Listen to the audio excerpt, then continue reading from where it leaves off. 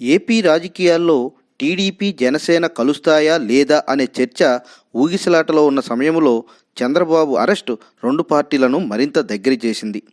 ప్రజలకు, రెండు పార్టీలకు ఫుల్ క్లారిటీ ఇచ్చేశారు నాయకులు. చంద్రబాబు అరెస్ట్ అయి జైలులో ఉన్న రాజమండ్రిలోనే కీలక సమావేశం నిర్వహించారు పవన్ కళ్యాణ్, నారా లోకేష్. రెండు పార్టీలు సమన్వయ సమావేశం పేరుతో చర్చలు జరిపాయి. జనసేన నుంచి కొంతమంది, టీడీపీ నుంచి మరికొంతమంది ఈ చర్చల్లో పాల్గొన్నారు. మధ్యాహ్నం వరకు పండగ మూడ్లో ఉన్న జనం మధ్యాహ్నం తర్వాత టీడీపీ, జనసేన భేటీపైనే ఫోకస్ పెట్టారు. ఇదంతా పైకి అందరికీ తెలిసిన విషయం. కానీ ఈ సమావేశానికి ముందు సెంట్రల్ జైలులో చంద్రబాబుతో సమావేశమయ్యారు నారా లోకేష్. అలాగే ఇరు పార్టీల ప్రతినిధుల భేటీకి ముందు లోకేష్, పవన్ కళ్యాణ్ ఇద్దరూ ఏకాంతంగా చర్చించారు. అసలు సమావేశం కంటే ఈ కొసరు సమావేశాలే రాజకీయాల్లో చాలా ఇంపార్టెంట్. ముఖ్య ఎజెండా ఖరారయ్యేది కూడా ఇలాంటి భేటీలలోనే. మూడో వ్యక్తి ముందు చెప్పలేని, చర్చించలేని అంశాలు ఏకాంత సమావేశాల్లోనే మాట్లాడుకుని ఒక అవగాహనకు వస్తుంటారు. అక్కడ మాట్లాడుకున్న అంశాలను అవసరం అనుకుంటే పార్టీ నేతలకు వెల్లడిస్తారు. లేదంటే ఆ ఇద్దరు లీడర్స్ మధ్య ఆ రహస్యం ఉంటుంది. ఉమ్మడి కార్యాచరణకు శ్రీకారం చుడుతున్నట్టు అసలు సమావేశం తర్వాత రెండు పార్టీల నాయకులు వెల్లడించారు. రాయలసీమ, ఉత్తరాంధ్రలో తదుపరి భేటీల నిర్వహణకు నిర్ణయం తీసుకున్నారు. టీడీపీ, జనసేన కలిసి క్షేత్రస్థాయిలో ఏం చేయబోతున్నాయో వెల్లడించి ఒక టైం టేబుల్ రూపొందించారు కూడా. అయితే జనసేనతో పాటు రెండు పార్టీల నాయకులు కోరుకున్నది ఇది కాదు. వాళ్ళ మైండ్లో ఎన్నికల్లో కలిసి వెళ్తామని ఫిక్స్ చేసుకున్నాక ఎదురు చూస్తున్నది సీట్ల షేరింగ్. సింహభాగం ఎవరికి, గెలిస్తే సింహాసనం ఎవరిది, సమావేశం తర్వాత ఇదేమైనా చెబుతారేమోనని ఆసక్తిగా ఎదురు చూశారంతా. కానీ ఆ ఊసే ఎత్తలేదు ఇద్దరు నాయకులు. ఎన్నికల్లో కలిసి పోటీ చేస్తామని పాతపాటనే వల్లివేశారు. కానీ వచ్చే ఎన్నికల్లో పోటీ చేయాలని ఊవిల్లూరుతున్న నాయకులకు మింగుడు పడని అంశం ఏంటంటే తమ సీటు ఉంటుందా, పొత్తులో పోతుందా అని. పైకి చెప్పకపోయినా చిన్నపాటి సంకేతాలు ఇచ్చిన నియోజకవర్గాల్లో పూర్తిస్థాయి కసరత్తు మొదలు పెట్టొచ్చని ఆశిస్తున్నారు నాయకులు. అసలే ఇది ప్రతికూల రాజకీయ వాతావరణం కొనసాగుతున్న కాలం. ఎదురొడ్డాలన్నా, పోరాడాలన్నా, కేడర్ను కాపాడుకోవాలన్నా గుండె ధైర్యంతో పాటు నోట్ల కట్టలు తీయాలి. తీరా ఖర్చు చేశాక పొత్తులో సీటు పోయిందని చెబితే మొదటికే మోసం రావచ్చు. అందుకే నియోజకవర్గాల్లో టీడీపీ, జనసేన నాయకులు కలిసి ఉద్యమాల్లో పాల్గొంటున్నా ఎన్నికల్లో పోటీ చేసేది ఎవరనేది స్పష్టత లేదు. ప్రాంతాల వారీగా చూస్తే రెండు పార్టీల మధ్య కొంత వైరుధ్యం ఉంది. జనసేన అధ్యక్షుడు పవన్ కళ్యాణ్ కాపు సామాజిక వర్గం, టీడీపీ అధినేత చంద్రబాబు కమ్మ సామాజిక వర్గం. ఈ రెండు సామాజిక వర్గాల్లో కా అనే అక్షరం కలిసినంత ఈజీగా మనుషులు కలిస్తే అదో సంచలనమే. ఉభయ గోదావరి, ఉమ్మడి కృష్ణా, ఉమ్మడి గుంటూరు జిల్లాల్లో ఎలాంటి పరిస్థితులు ఉంటాయో తెలిసిందే. ఇక్కడో విచిత్రం ఉంది.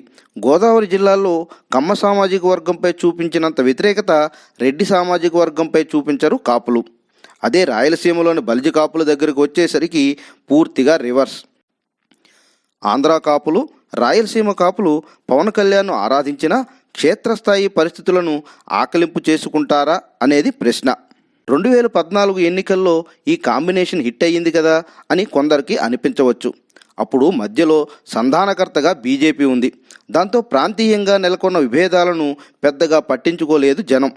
ఇప్పుడు టీడీపీ, జనసేన మధ్యలోకి బీజేపీ వస్తుందో లేదో క్లారిటీ లేదు. ఒకవేళ బీజేపీ లేకుండానే టీడీపీ, జనసేన కలిసి ఎన్నికలకు వెళ్తే ఎలాంటి మ్యాజిక్ చేస్తాయో ఇప్పటికీ అంచనాలకు అందని పరిస్థితి. ఎందుకంటే గత ఎన్నికల్లో 151 సీట్లు గెలుచుకున్న వైసీపీకి వచ్చే ఎన్నికల్లో మరో 50 సీట్లు కోల్పోయినా డోంట్ కేర్. కారణం వైసీపీ అప్పటికి మెజార్టీ మార్కుకు పైనే ఉంటుంది. వైసీపీని గద్దెదించాలని అనుకుంటే 151 సీట్లలో ఎన్ని చోట్ల టీడీపీ, జనసేన పుంజుకున్నాయో తెలుసుకోవాలి. ఎన్నికలంటే అనేక ఎత్తులు, చిత్తులు ఉంటాయి.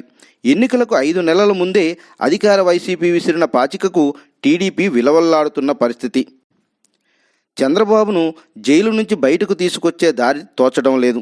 న్యాయపరంగా అనేక చిక్కుముళ్ళు టీడీపీ నేతల కాళ్లకు బంధాలు వేస్తున్నాయి.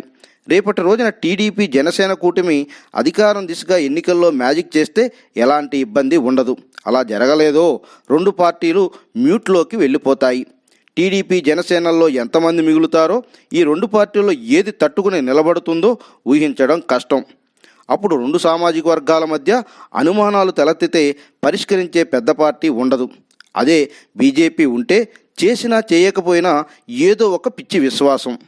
తన డిమాండ్స్కు బీజేపీ ఓపెన్గా సపోర్ట్ చేయకపోయినా పవన్ కళ్యాణ్ ఎన్డీఏలో ఇంకా కొనసాగుతున్నారంటే పరిస్థితిని అర్థం చేసుకోవచ్చు. 2018లో ఎన్డీఏ నుంచి బయటకు వచ్చాక చంద్రబాబు విషయంలో ఏం జరిగిందో పవన్ కళ్యాణ్కు తెలుసు. తర్వాత ఎన్డీఏలోకి వెళ్దామంటే చంద్రబాబుకు తోవ కనిపించక సైలెంట్ అయ్యారు. వైసీపీతో పోటీపడి కేంద్రంలోని పెద్దలను మచ్చిక చేసుకోవడానికి ఎన్నో చేశారు. ఇప్పుడు ఎన్డీఏ నుంచి జనసేన బయటకు వస్తే వైసీపీ మరో పాచిక విసిరే ప్రమాదం ఉంది. ఎన్డీఏ నుంచి జనసేన బయటకు వచ్చే ముచ్చట ఎప్పుడా అని వైసీపీ కూడా ఎదురు చూస్తోంది. ఇటీవల వారాహి యాత్రలో పవన్ కళ్యాణ్ కూడా ఇదే విషయాన్ని ప్రస్తావించారు. నేను ఎన్డీఏలో ఉంటే మీకేంటి, లేకపోతే మీకేంటి అని వైసీపీ నేతలను ప్రశ్నించారు. ఒకవేళ ఎన్డీఏ నుంచి బయటకు వస్తే చెప్పే చేస్తానని కూడా పవన్ కళ్యాణ్ అన్నారు. బీజేపీ పెద్దల ఆలోచనలు ఎలా ఉన్నప్పటికీ టీడీపీ జనసేన నాయకులు మాత్రం కమలనాథులు కలిసి వస్తారనే ఆశిస్తున్నారు. మరి లోకేష్తో పవన్ కళ్యాణ్ రాజమండ్రిలో జరిపిన ఏకాంత చర్చల్లో బీజేపీ ప్రస్తావన వచ్చిందా? ప్రస్తావనకు వస్తే ఎందుకు బయటకు చెప్పడం లేదు?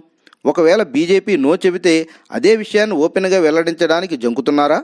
రాజమండ్రి టీడీపీ జనసేన డిక్లరేషన్ ఏపీ రాజకీయాలను మలుపు తిప్పుతుందని ఉభయ పార్టీలు ఆశిస్తున్నాయి.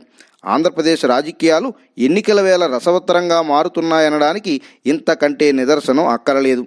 ఏపీ రాజకీయాలను ఢిల్లీ నుంచి వీక్షించేది ఒకరు, రాష్ట్రంలోనే ఉంటూ ప్రత్యర్థులను ఉక్కిరిబిక్కిరి చేసేది మరొకరు. మరి టీడీపీ జనసేన ఈ ప్రతికూల రాజకీయ వాతావరణాన్ని అధిగమించేందుకు ఏ మేరకు శక్తిని చాటుతుందో చూడాలి.